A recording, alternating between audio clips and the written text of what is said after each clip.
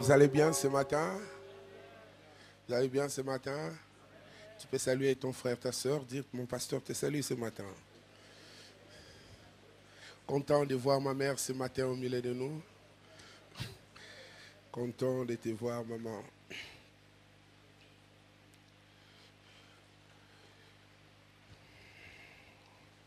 Ce matin, nous sommes à un culte de prière, mais aussi de consécration de notre travail.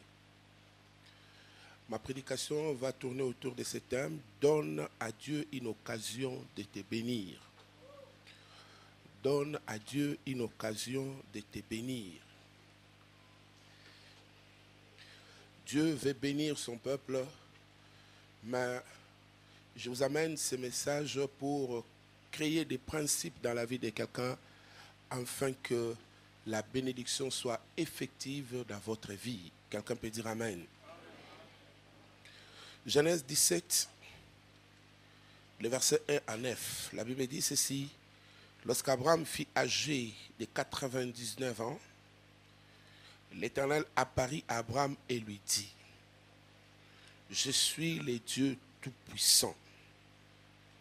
Marche devant ma face et sois intègre. J'établirai mon alliance entre moi et toi et je te multiplierai à l'infini. Alléluia.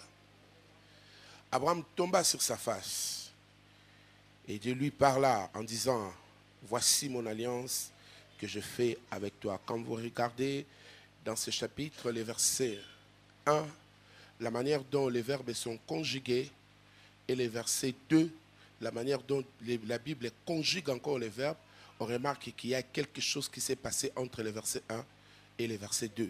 Quelqu'un peut dire Amen. Je parle de Genèse 17, les versets 1 à 9. Gloire à Dieu. Je lis les versets 3. Abraham tomba sur sa face et Dieu lui parla en disant, voici mon alliance que j'ai fait avec toi. Pendant qu'au verset 1, Dieu dit, j'établirai une alliance avec toi. C'est-à-dire que c'est comme s'il y a un futur dans ce que Dieu était en train de dire au verset 1. Mon verset 3, Dieu va dans le présent et dit, maintenant Abraham, j'établis une alliance avec toi. Quelqu'un comprend ce que j'ai dit et peut acclamer le Seigneur.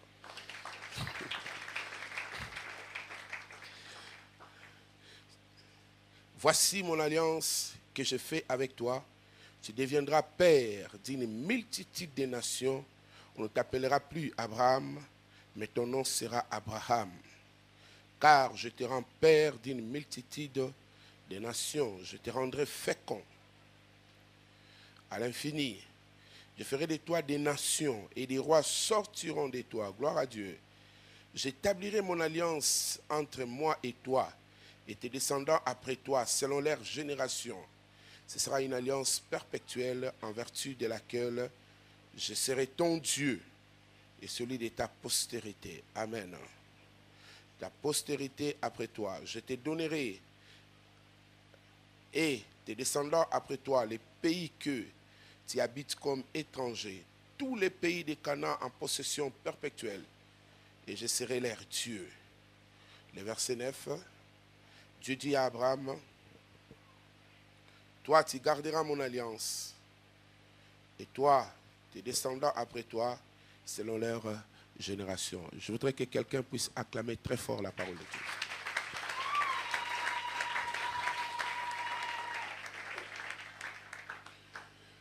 Nous sommes dans la consécration d'Abraham.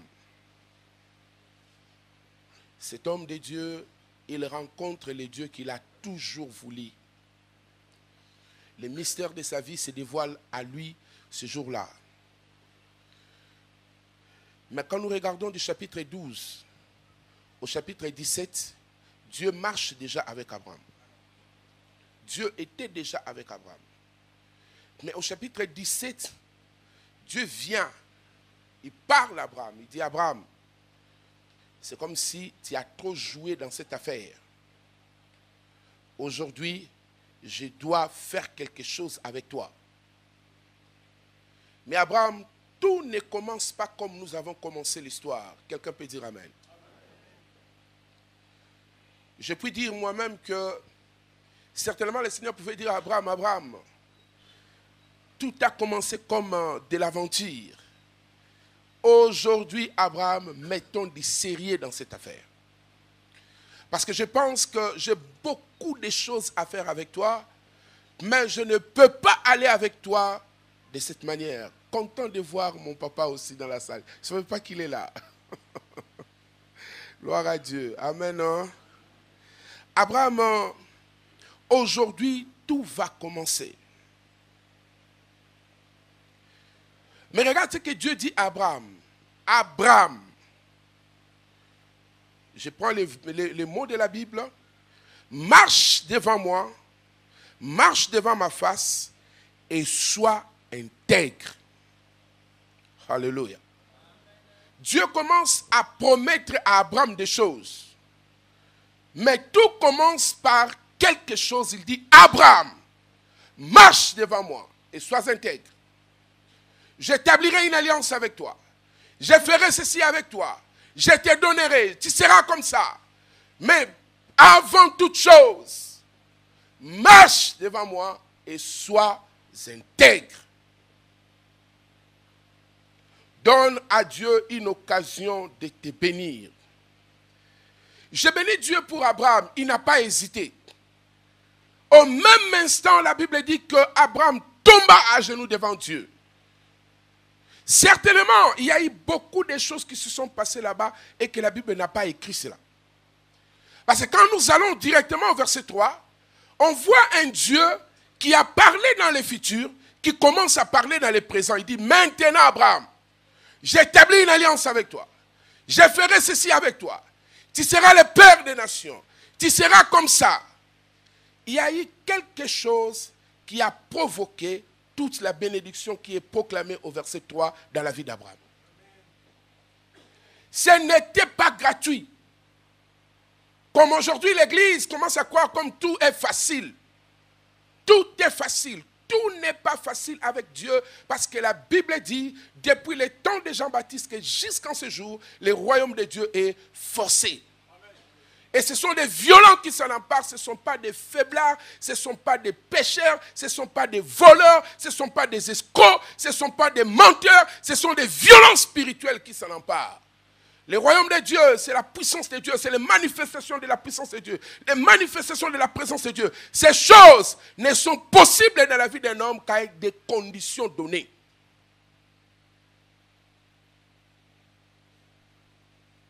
On ne ramasse pas les choses avec Dieu, frère. Ah, je croyais que quelqu'un allait dire amen. On ne ramasse pas les choses avec Dieu.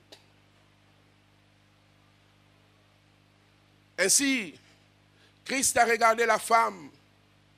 Il lui a dit, on ne peut pas donner les choses saintes aux chiens. Je vais dire à quelqu'un, église, passez votre temps dans cette parcelle, dans cette maison. Si certaines conditions, vous ne les remplissez pas, vous irez en enfer. Dieu n'a égard de personne. Dieu veut voir des personnes qui savent ce qu'ils font. L'évangile de la responsabilité spirituelle commence à disparaître dans notre monde actuellement. On pousse les chrétiens à l'évangile de la facilité. On pousse les chrétiens à l'évangile d'avoir tout. Tout ça, pourquoi? Parce que nous, les pasteurs, nous aimons garder les gens. Et très souvent, les gens n'aiment pas écouter les choses que je suis en train de dire maintenant là. Abraham, marche devant moi et sois intègre. Nous voulons, pendant ce temps, vous donner quelques éléments qui peuvent vous aider à faire que Dieu soit obligé de vous bénir. Que le Seigneur lui-même se dise, à cause de ceci, de cela et de ceci, je dois bénir cet homme. Quelqu'un peut dire amen. Donnons à Dieu les raisons pour nous visiter. Donnons à Dieu les raisons pour visiter nos familles. Donnons à Dieu les raisons pour visiter nos finances. Donnons à Dieu les raisons pour visiter nos vies. Donnons à Dieu les raisons pour visiter notre église. Dieu ne visite pas parce qu'il a du temps à jeter. Non. Non, frères et sœurs. Dieu visite les gens qui sont dans certains principes de sa parole. La grâce n'est pas synonyme de la paresse, de l'inactivité, de l'inconscience et du manque de la connaissance. La grâce n'est pas synonyme de ces choses. Tu ne connais pas, tu mourras. Tu ne connais pas, tu vas périr. Tu ne connais pas, tu seras détruit. La grâce n'est pas synonyme de la paresse. L'homme doit travailler pour apprendre. L'homme doit travailler pour connaître. L'homme doit travailler pour sonder ce que Dieu aime. Osée 6, le verset 3, la Bible dit, connaissons, cherchons à connaître Dieu. La Bible ne dit pas, c'est Dieu qui nous imposera la connaissance. Mais la Bible dit, cherchons à connaître Dieu. L'homme doit travailler pour la connaissance de Dieu. Car la connaissance de Dieu, c'est la bénédiction suprême. Je viens dire à quelqu'un ce matin que la grâce n'est pas synonyme de la paresse, de l'inconscience, du manque de connaissance. Il y a des moments où Dieu supporte l'homme. Il y a des moments où la patience de Dieu est à terme. Où Dieu ne supporte plus. Où les choses deviennent compliquées dans la vie de quelqu'un. Je ne viens pas prophétiser le mal pour un homme ce matin. Mais je viens te dire, le temps est venu où tu dois faire très attention. Mon ami le docteur Casimir m'a envoyé un CD qui m'a bousculé cette semaine. Il m'a envoyé ce qui s'est passé cette semaine en Norvège. J'ai vu les pasteurs des églises protestantes de la Norvège se mettre ensemble pour voter s'ils doivent aujourd'hui bénir des mariages homosexuels à l'église. J'ai vu les votes. On a dépouillé les votes. J'ai vu ça. Le vote a été à 80% oui. Et aujourd'hui, on bénit les mariages homosexuels à l'église protestante, notre église, parce que nous sommes aussi des protestants. Et pendant ce temps, les chrétiens sont en train de rêver. Les chrétiens croient que tout est facile. Les chrétiens croient qu'ils peuvent ramasser tout à la rue. Frères et sœurs, pendant que vous êtes en train de dormir, il y a des gens qui travaillent pour la destruction du monde. Dieu n'a plus de choses à jeter. Dieu a de grandes choses à donner à l'église. Mais à quelle église? Cette église responsable. Cette église qui comprend. Cette église qui sait la valeur des choses de Dieu par rapport à la mission de Dieu.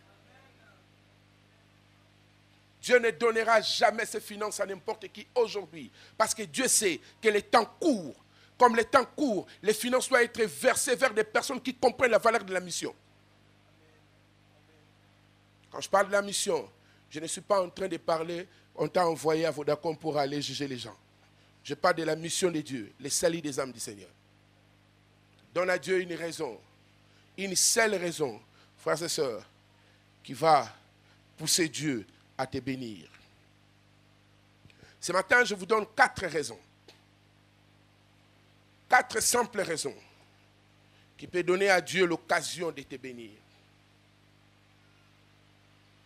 4 raisons. La première raison, c'est être un homme de bien.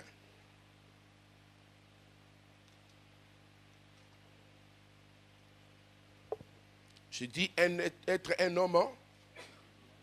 Être un homme de bien. Proverbe 12. Le verset 2, la Bible dit, l'homme de bien obtient la faveur de l'Éternel. Mais l'Éternel condamne celui qui est plein de malice. L'homme de bien obtient les faveurs de l'Éternel. C'est la première raison, frère, qui peut te donner l'occasion que Dieu puisse te bénir. Être un homme de bien. Alléluia. Un homme de bien, ce n'est pas cette personne qui ne regarde qu'à ses propres intérêts. Un homme de bien, c'est celui qui travaille pour les intérêts des autres aussi. Donne à Dieu une raison pour qu'il te bénisse. Un homme de bien, c'est une personne qui est hospitalière. Ce n'est pas la personne qui est centralisateur. Tout à lui. Tout vers lui-même. Tout, c'est pour ses propres intérêts. Les hommes de bien obtiennent la faveur de Dieu. Les hommes de bien obtiennent la faveur de Dieu. C'est pourquoi vous allez constater cet homme-là, il n'est pas chrétien. Il n'est pas chrétien comme toi. Il ne prie pas beaucoup d'heures comme toi. Mais c'est un homme que Dieu favorise dans beaucoup de choses. Ah, je croyais que quelqu'un dira Amen. Parce qu'aujourd'hui, nous commençons à croire comme si la bénédiction de Dieu est réservée qu'aux chrétiens. La seule bénédiction de Dieu qui est réservée aux chrétiens, c'est le ciel. Le reste, c'est pour tout le monde. La Bible dit, tant que le ciel et la terre subsistera, la loi de la moisson et de la moisson de la semaille existera. Faites attention, frères et sœurs. C'est pourquoi aujourd'hui, nous remarquons nos églises remplies de personnes minables, médiocres, pauvres. Ils ont très mal compris l'évangile du Christ. Et avec cette sorcellerie chrétienne qui est venue encore embrouiller les gens sur cette histoire de dépendance, sur cette histoire de combats spirituels mal enseignés. Plusieurs ont rejeté les choses de Dieu. La Bible dit, parce que vous avez exercé l'hospitalité, plusieurs ont logé des anges dans leur maison sans le savoir. Dieu dit, à cause de l'hospitalité, beaucoup ont logé des anges dans leur maison. Mais nous, aujourd'hui, nous disons, quand nous mettons des gens, nous exerçons l'hospitalité, nous appelons les démons dans nos maisons. Mensonge du diable. Mensonge du diable. Le diable sait que parce que vous exercez l'hospitalité, vous attirez les anges dans votre maison et lui ne peut pas entrer. My God. Lui ne peut pas entrer dans votre maison. Il va vous pousser pour de rejeter les gens de votre maison. Il sait que quand vous rejetez les gens de votre maison, vous laissez la porte ouverte à votre maison. Exercez l'hospitalité. Hébreux 13, le verset D, c'est le verset que je viens de lire tout de suite là. Église de Dieu, soyez un homme de bien. Un homme qui voit les intérêts des autres. Un homme qui souffre quand les autres souffrent. Un homme qui sait partager son pain avec les autres. C'est malheureux de voir aujourd'hui, jusqu'en ce jour, dans des maisons de chrétiens, on continue à jeter la nourriture. Jusqu'en ce jour, pendant qu'il y a même des gens qui sont avec vous qui souffrent.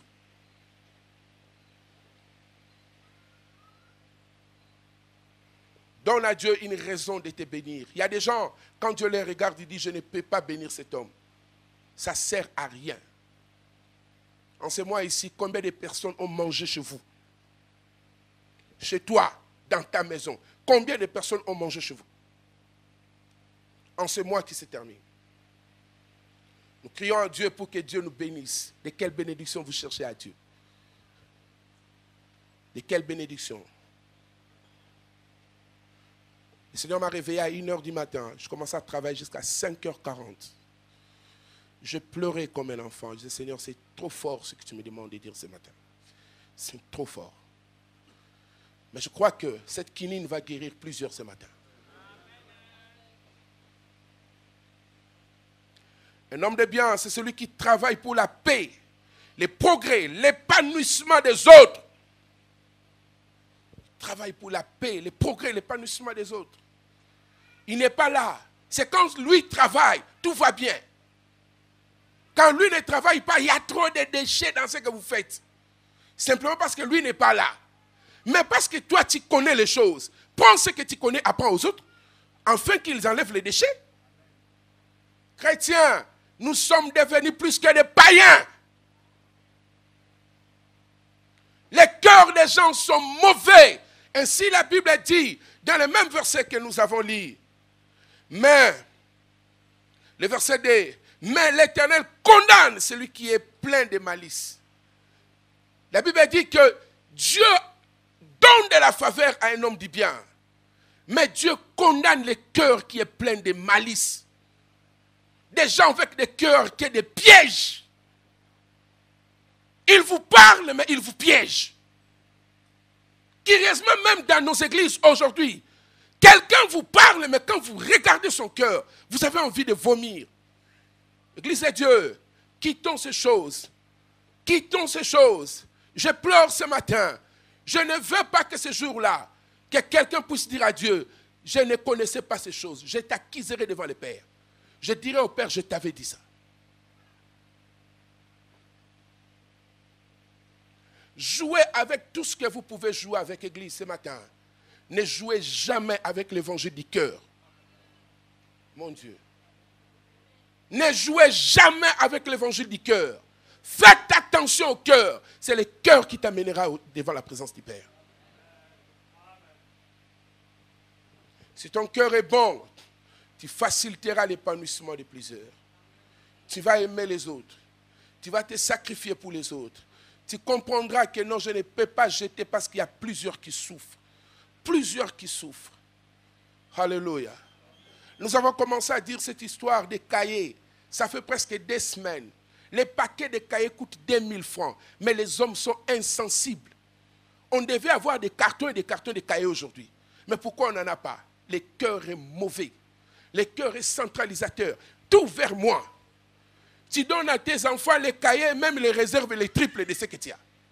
Tu auto bombe, tu as katikati année, ba cahier aussi là, mauvais. Il y a des gens qui n'ont même pas un cahier. Je crois que ma mère peut m'encourager à me dire amen parce que l'église ne veut pas dire amen ce matin. Alléluia. Un homme de bien travaille pour le progrès des autres. Quand vous êtes là, tu peux te dire que je travaille pour le progrès des autres. Que fait-il pour que l'autre progresse? Si ce n'est critiquer la personne, si ce n'est voir les côtés mauvais de la personne, mais le bien de cette personne, tu ne le vois pas. Les yeux sont troués vers le bien. Et le diable a grandement ouvert les yeux du côté mauvais. Alléluia. La Bible dit, avant d'enlever la paille dans l'œil de l'autre, rassure-toi que la poutre dans ton œil a été enlevée. Avant de critiquer les autres, rassure-toi que tu es propre par rapport à l'évangile du Christ. Quelqu'un peut acclamer le Seigneur.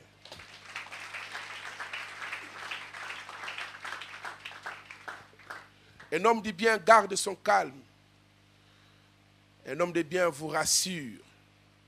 Il ne vous ment pas, il vous rassure. Vous savez, il y a des gens, quand vous êtes avec eux, vous sentez qu'ils vous communiquent l'assurance.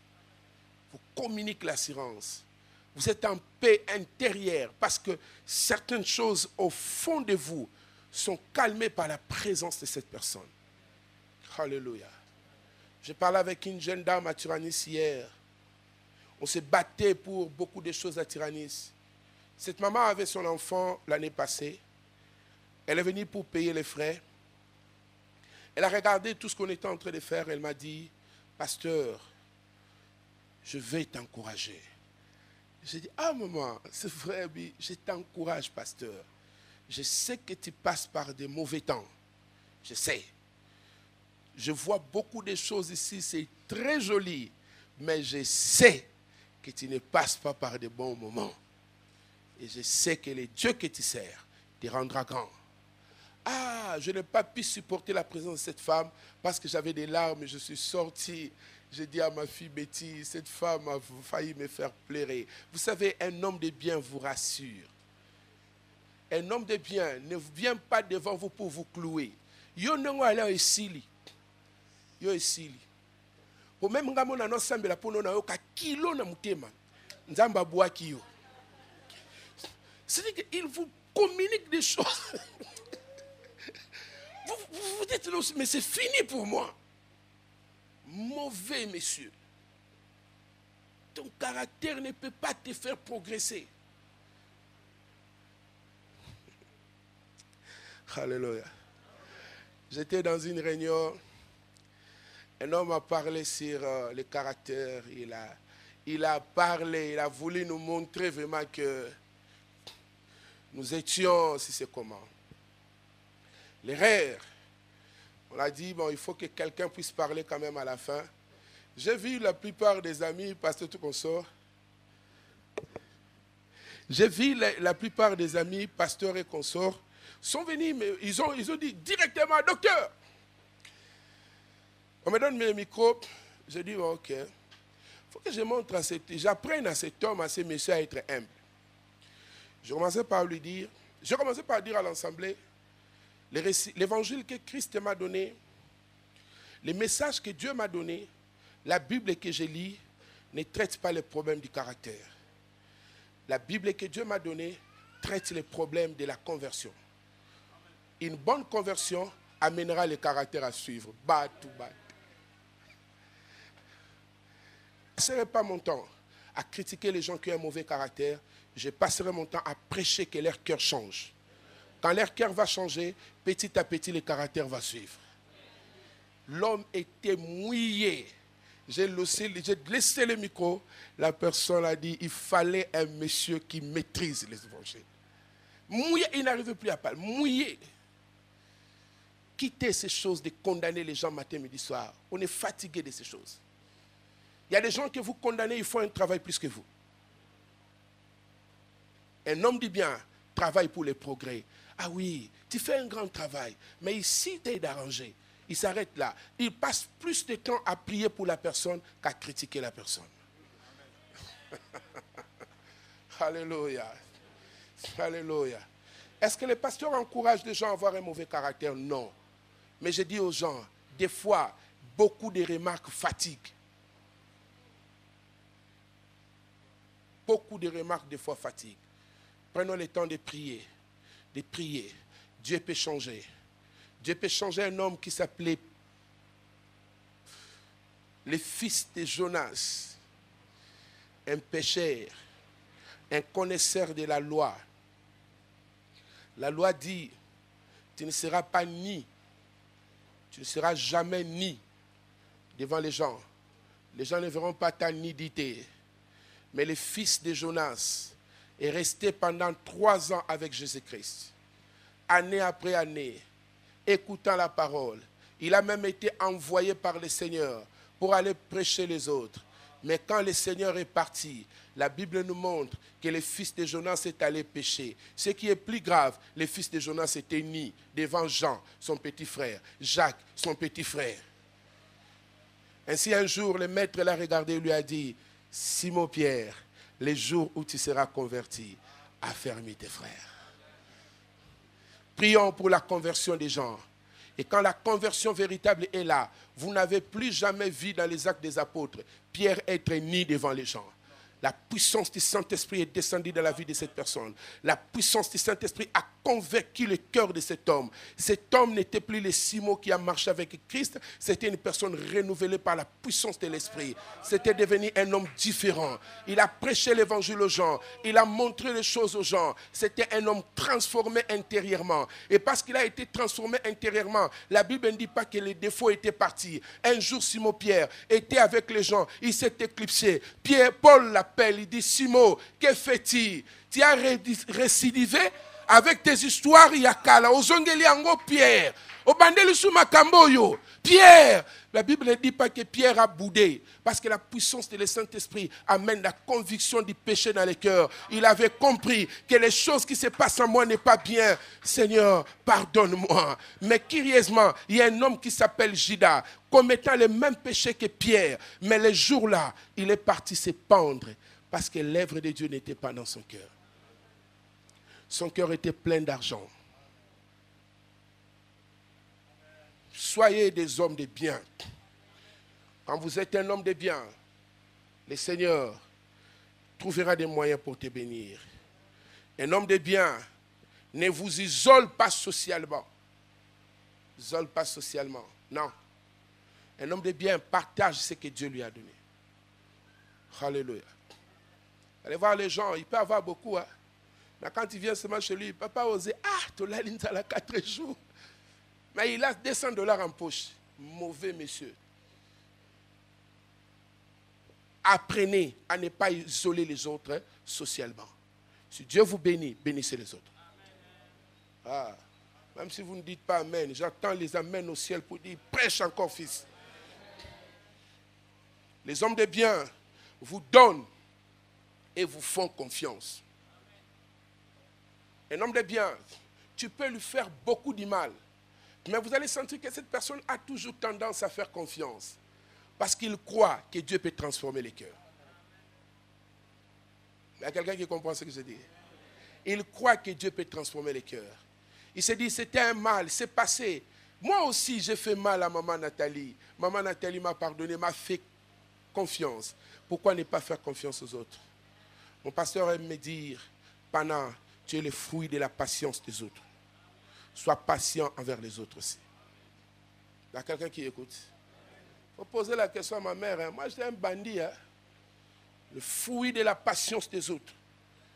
Et parce qu'on est le fruit de la patience des autres, soyons aussi patients pour que les autres se transforment. Qui pouvait croire que je serais prédicateur de l'évangile aujourd'hui? Même moi-même, certainement, je n'en croyais plus. Un homme de bien fait confiance. Un homme de bien se préoccupe du bonheur des autres. Un homme de bien respecte ses engagements. Alléluia. La Bible dit, l'homme de bien obtient la faveur de l'Éternel. L'homme de bien obtient les faveurs de l'Éternel. Les gens veulent avoir les faveurs de Dieu dans leur vie, mais ils ne sont pas des hommes de bien. Ils ne savent pas partager les succès des autres. Ils ne savent pas partager ce que Dieu a mis en eux. Les gens sont méchants. Les gens sont mauvais. Les gens ont des cœurs compliqués. Et même l'Église aujourd'hui a beaucoup de problèmes parce que plusieurs cœurs n'est pas tirés. Les gens vous disent Amen, mais au fond d'eux, ils sont mauvais. Les gens vous disent A, mais au fond d'eux, ils veulent dire B. Ainsi, beaucoup de relations ont des problèmes parce que les gens ne sont pas les hommes de bien. Ce matin, tu peux te dire que Dieu m'a fait grâce d'être un homme de bien. Ce matin, tu peux le dire. Ce matin, tu peux te dire, Seigneur, je suis un homme de bien. Je me préoccupe des autres. Je regarde les autres. La Bible dit, quand l'Éternel était en train de bénir Israël, il leur demandait à toujours de faire une chose toujours plus tôt. De prendre dans ce que Dieu leur a donné un peu et mettre ça dehors. Afin que quand les passants, l'étranger, la veuve ou l'orphelin va passer et qui n'a pas à manger, qu'il trouve la nourriture dehors de ta parcelle. Combien de gens cette semaine tu as béni? Cette semaine. Combien de gens tu as béni? Voilà pourquoi la plupart des gens, leur travail n'avance pas. Parce que Dieu ne trouve pas d'intérêt à bénir le travail d'un tel monsieur.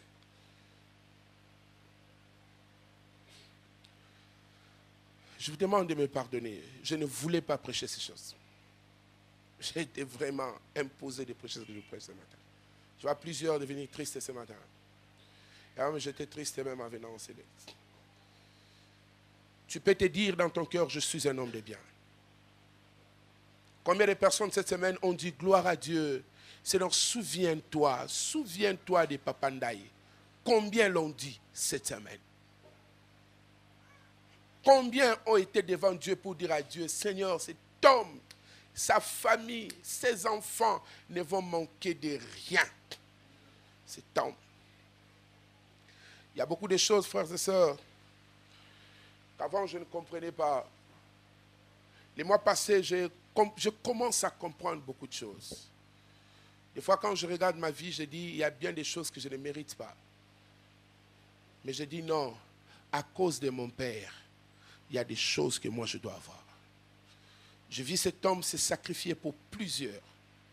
Je vis cet homme aider des gens, je n'avais pas. Aujourd'hui, j'ai réalisé, je dis, je ne connais pas un homme avec un cœur comme cet homme. Un homme de Dieu, un homme de bien, obtient les faveurs de l'Éternel. Vos enfants vont vivre sous la faveur de Dieu à cause des biens que vous faites. À cause des biens que vous faites.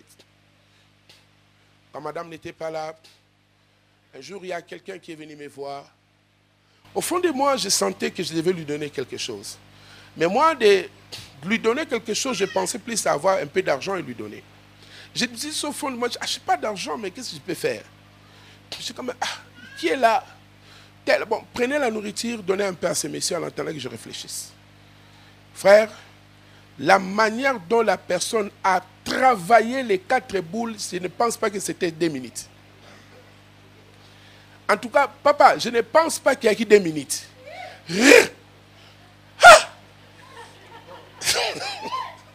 J'ai compris que cet homme avait réellement faim. On ne peut pas manger rapidement comme ça si on n'a pas aussi faim.